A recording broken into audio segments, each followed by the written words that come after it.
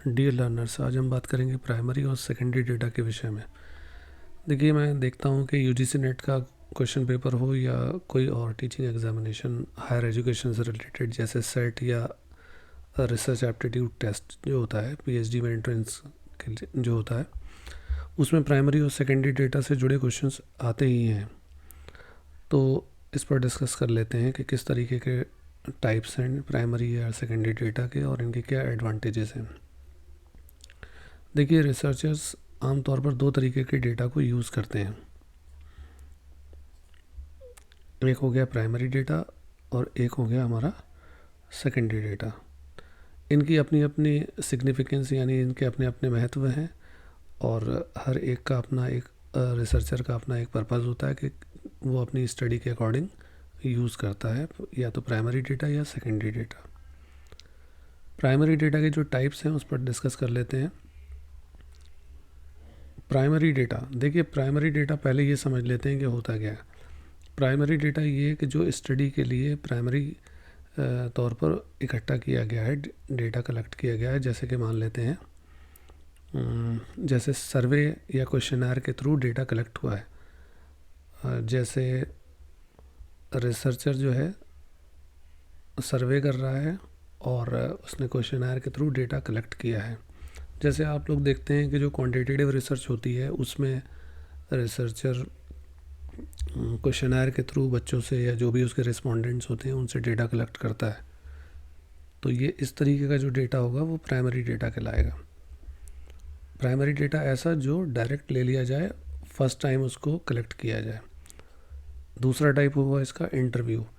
जैसे कि जो क्वालिटेटिव रिसर्च होती हैं उसमें इन डेप्थ कन्वर्सेशन होता है बिटवीन रिसर्चर्स एंड इंडिविजुअल्स, या जो इंडिविजुअल्स हों या फिर ग्रुप्स हों, ताकि डेटा कलेक्ट किया जा सके टॉपिक्स और पर्सपेक्टिव्स के एक्सप्लोरेशन के लिए। तो ये भी इसका एक महत्वपूर्ण टाइप है। ऑब्जर्वेशन, कई बार क्या होता है कि रिसर्चर डायरेक्ट ऑब्जर्वेशन के थ्रू डेटा को कलेक्ट करता है। जैसे वो रिकॉर्ड करता है बिहेवियर को, जो भी इवेंट्स चल रही हैं उनको, फिनोमेना को रियल टाइम में, और ये फर्स्ट हैंड इंफॉर्मेशन होती है।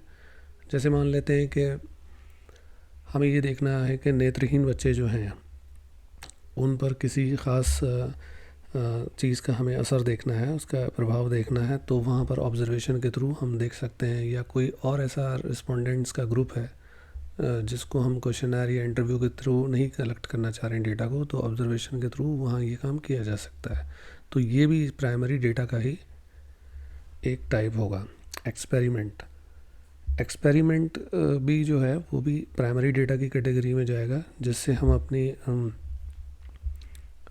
थीसिस जो होती है उसको टेस्ट करते हैं और गैदर करते हैं डेटा को, किसके लिए, स्पेसिफिक कंडीशंस के लिए, और ये आम तौर पे कलेक्ट किया जाता है लेबोरेटरी सेटिंग्स के अंदर।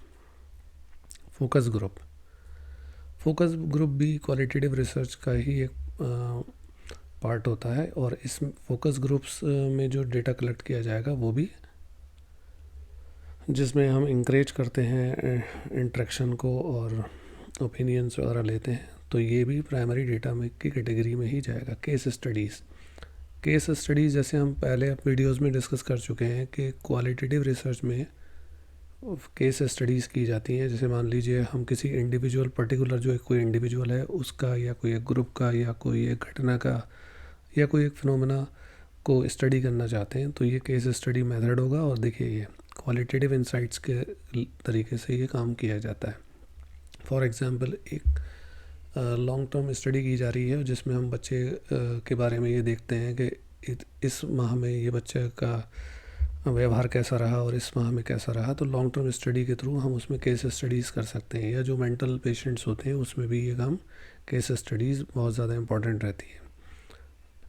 सेकेंडरी डेटा, देखिए पहले मैं एक बात और ये क्लियर कर दूँ, नेट हो, सेट हो, जेआरएफ या रिसर्च एप्टीट्यूड टेस्ट हो, आजकल जिस तरीके के क्वेश्चंस पूछे जाते हैं उसमें पहले जैसे होता था, पहले फॉर्मेट में कि सीधे सीधे क्वेश्चंस आते थे। अब आपको करना ये चाहिए कि हर एक चीज़ को बहुत बारीकी से समझना है, ताकि आप देखते हैं उसमें ABCD CABD इस तरीके से ऑप्शंस आते हैं, तो वहाँ आपके कॉन्सेप्ट सारे क्लियर होने चाहिए। तो तो इसलिए एक एक चीज़ को समझना बहुत ज़रूरी है। सेकेंडरी डेटा के जो टाइप्स हैं उसको समझ लेते हैं। सेकेंडरी डेटा वो ऐसा डेटा जो पहले किसी ने कलेक्ट किया हुआ था और अब आप उसको अपने रिसर्च पर्पज़ से यूज़ कर रहे हैं। तो इसमें सबसे पहला आ जाएगा पब्लिश्ड लिटरेचर, जैसे एकेडमिक जर्नल्स जो रिसर्चर पढ़ते हैं, दूसरों के द्वारा लिखा किया गया काम जो जर्नल में पब्लिश होता है उसको पढ़ते हैं। जर्नल भी कई तरीके के होते हैं, हमने पिछले वीडियोज़ में डिस्कस किया है। कुछ ओपन एक्सेस जर्नल्स होते हैं और कुछ जिनको पेड तरीके से पढ़ा जाता है। तो ये जितने भी एकेडमिक जर्नल्स हैं इसमें जो डेटा आया है वो पब्लिश्ड लिटरेचर में माना जाएगा, इसको सेकेंडरी डेटा कहेंगे। बुक्स के थ्रू जो आप बिब्लियोग्राफी बनाते हैं तो ये सारा डेटा सेकेंडरी डेटा में जाएगा। जो आर्टिकल्स हम पढ़ते हैं या जो कॉन्फ्रेंस की प्रोसीडिंग्स होती हैं उसमें जो भी काम हुआ होता है वो सारा का सारा जो भी डॉक्यूमेंटेड इन्फॉर्मेशन होती है पब्लिश्ड लिटरेचर में आएगा और वो हम उसे रखेंगे सेकेंडरी डेटा की कैटेगरी में। गवर्नमेंट की रिपोर्ट्स, गवर्नमेंट की जो रिपोर्ट्स आती हैं, मान लीजिए सेंसस हुआ या स्टैटिस्टिक्स का कोई भी इस तरीके की रिपोर्ट हुई, जैसे कोई डेटा कलेक्ट किया गया है और उसको पब्लिश किया है गवर्नमेंट की किसी भी एजेंसी ने, जैसे सेंसस डेटा हुआ, इकोनॉमिक रिपोर्ट्स हो गई या डेमोग्राफिक स्टैटिस्टिक्स हुई, ये इस तरीके की चीज़ों को हम सेकेंडरी डेटा में सम्मिलित करेंगे। तीसरा होगा डेटा बेसिस एंड रिपोजिटरीज हो गई। मान लीजिए डेटाबेस हो गया, मान लीजिए कोई बहुत बड़ा डेटाबेस है तो उसमें से अगर आप कोई ऑनलाइन प्लेटफॉर्म के थ्रू जिसमें वाइड रेंज है एक इन्फॉर्मेशन की, जैसे कुछ वेबसाइट्स होती हैं statistics.com है, उसमें बहुत सारे डेटा दे रखा है, तो वहाँ से अगर आप डेटा उठा रहे हैं तो वो भी एक तरीके का सेकेंडरी डेटा में आएगा। आर्काइव्स हैं, डिजिटल लाइब्रेरीज़ हैं, तो वो जैसे शोध गंगा है, शोध गंगोत्री है, वहाँ से भी अगर आपने डेटा उठाया तो वो सारा का सारा सेकेंडरी डेटा में चला जाएगा। हिस्टोरिकल डॉक्यूमेंट्स, हिस्टोरिकल डॉक्यूमेंट्स मान लीजिए कुछ रिकॉर्ड्स हैं, लाइब्रेरीज़ होती हैं उनमें कुछ रिकॉर्ड्स होते हैं, या फिर इस तरह मैन्यूस्क्रिप्ट्स हैं या जो डायरीज़ हैं, मान लीजिए कोई किसी साइंटिस्ट की कोई डायरी है, उसने ऑटोबायोग्राफी लिखी है या उसकी अपनी डायरी है, तो वो भी सारा डेटा इसी कैटेगरी में चला जाएगा सेकेंडरी। तो कुल मिलाकर बात यह है कि सेकेंडरी डेटा में वो सारी चीज़ें आएंगी जो किसी और ने पहले काम करके रखा हुआ है और आप उसे यूज़ कर रहे हैं। लेकिन प्राइमरी डेटा में ये सारी चीज़ें नहीं आती हैं। क्वेश्चनर के थ्रू, इंटरव्यू के through, observation, experiment, focus group या केस स्टडीज़ के थ्रू आप डेटा को कलेक्ट करते हैं। ओके, नेक्स्ट एक और है मार्केट रिसर्च रिपोर्ट। मार्केट में जो रिसर्च आई है, एनालिसिस हुआ है, इंडस्ट्री के जो स्टैटिस्टिक्स हैं या जो रिसर्च फॉर्म्स ने काम किया हुआ है, इस तरीके की जो चीज़ें हैं वो सारी भी इसी सेकेंडरी डेटा में आएंगी। जो कंपनी के रिकॉर्ड्स हैं, जो फाइनेंशियल स्टेटमेंट्स हैं, मान लीजिए किसी कंपनी की बैलेंस शीट है, पीएल अकाउंट है और ट्रेडिंग अकाउंट है, या इस तरीके के उसने फाइनेंशियल स्टेटमेंट जैसे होते हैं इनकम एंड एक्सपेंडिचर अकाउंट्स हो गया या फिर रिसीप्ट एंड पेमेंट्स अकाउंट हो गए, ये जो भी मतलब इस तरीके की स्टेटमेंट्स होते हैं फाइनेंशियल, वो सारे के सारे भी सेकेंडरी डेटा में आएंगे। या जो कंपनी एनुअल पब्लिकेशन करती हैं, तो जो कंपनी बोनस डिक्लेयर करती है या जो डिविडेंड देती हैं कंपनीज़, तो इस तरीके के बेसिस पे जो वो एनुअल पब्लिकेशंस आते हैं वो सारे के सारे भी सेकेंडरी डेटा की कैटेगरी में जाएंगे। प्राइमरी डेटा के एडवांटेजेस पे थोड़ी बात कर लेते हैं। प्राइमरी डेटा चूँकि ओरिजिनली कलेक्ट किया जाता है, फर्स्ट हैंड होता है, रिसर्चर खुद करता है इसको, तो स्पेसिफिक ऑब्जेक्ट के लिए होता है ये।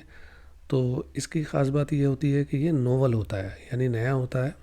नोवल कोरोना वायरस था ना जैसे, तो नोवल मीन्स यहाँ पर नया, ये नया होता है। इसको हम सर्वे, एक्सपेरिमेंट्स के ऊपर मैं बात कर चुका हूँ।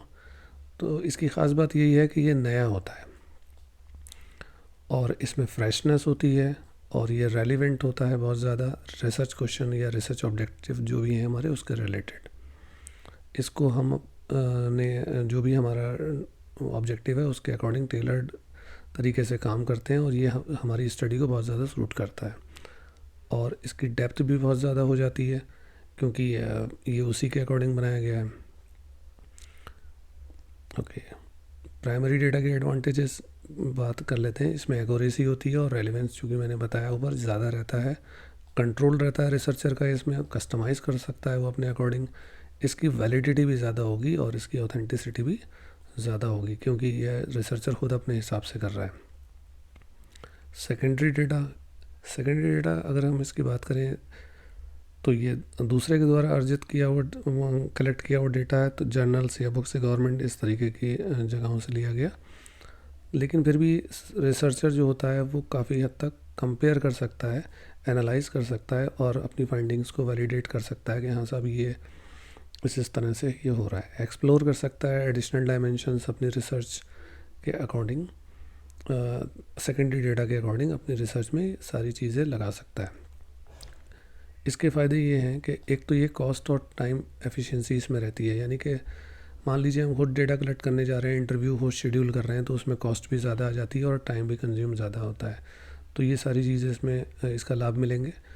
हिस्टोरिकल एंड कंपैरेटिव एनालिसिस, ऐतिहासिक रूप से अगर देखें या तुलनात्मक अध्ययन के हिसाब से देखें तो ये यहाँ पर भी इसका फ़ायदा ये रहता है कि इसमें लंबे समय का डेटा लिया हुआ होता है और ये एनालिसिस ऐतिहासिक लाभ भी यहाँ पर मिलता है, और इसको हम क्रॉस कंपैरिजंस भी कर सकते हैं कि पहले ये हुआ था और अब ये हो रहा है। डाइवर्स पर्सपेक्टिव्स होते हैं सेकेंडरी डेटा के, यानी कि जो सेकेंडरी डेटा होता है उसकी एक वाइड रेंज होती है, उसको हम मल्टीपल तरीके से यूज़ कर सकते हैं वेरियस सोर्सेस में और अपने रिसर्च के कंटेक्स्ट को एनरिच बना सकते हैं।